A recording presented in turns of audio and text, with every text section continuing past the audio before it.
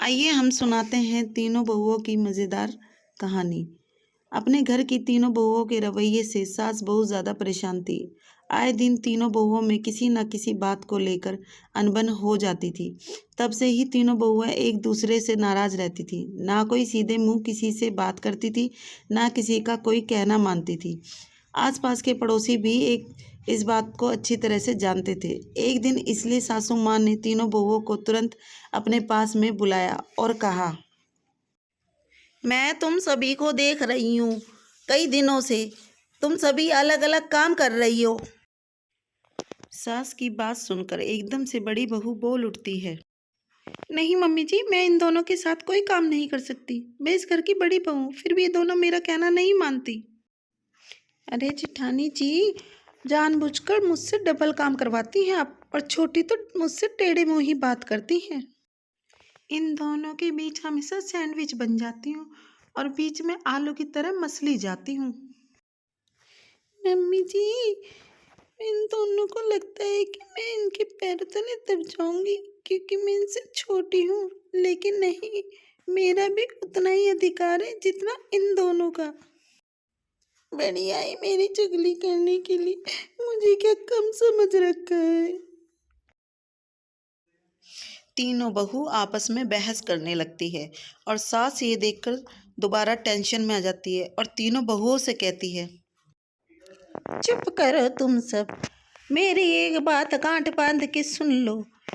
आगे से तुम तीनों बहुएं मिलकर काम करोगी साथ में, और आंख बंद कर एक दूसरे की बात मानोगी, नहीं तो तुम्हारा आगे से मैके जाना कैंसिल। सास की बातें सुनकर तीनों बहुएं डर के मारे हामी भर देती हैं। जी जी मम्मी जी, मैं समझ गई। जैसा आप कहें मम्मी जी, मैं वैसा ही करूँगी।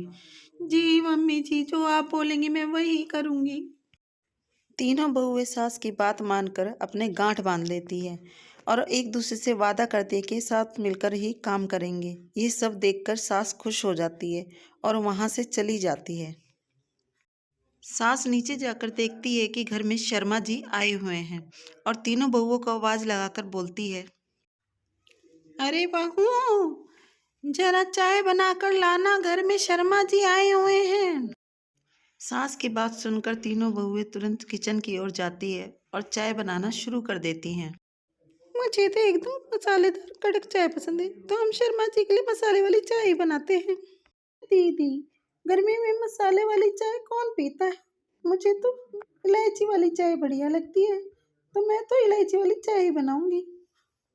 ये कैसी बात कर रही हैं आप दोनों? मेरी माँ ने सिखाया है कि ज़्यादा दूध और शक्कर वाली चाय बना के देनी चाहिए मेहमान को, नहीं तो घर वालों को कंजूस समझते हैं। मैं तो शर्मा जी को ऐसी ही चाय बना के दूंगी।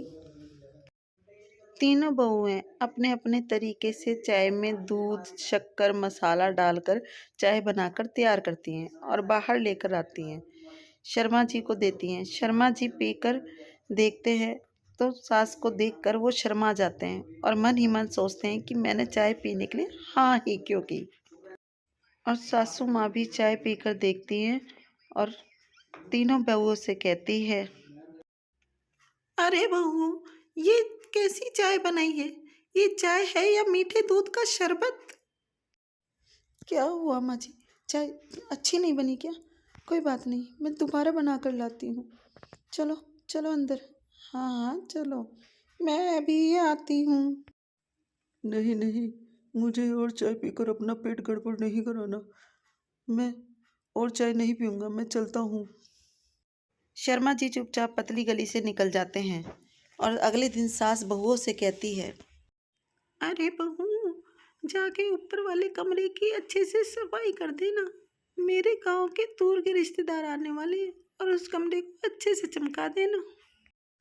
और तीनों बहुएं सास की बात मानकर ऊपर कमरे में सफाई करने चली जाती हैं। तीनों बहुएं सफाई करने लग जाती हैं। बड़ी बहू जाले साफ करती है, मझली बहू झाड़ू लगाती है और छोटी बहू सर्फ का पानी डालकर फर्श साफ करने लगती है।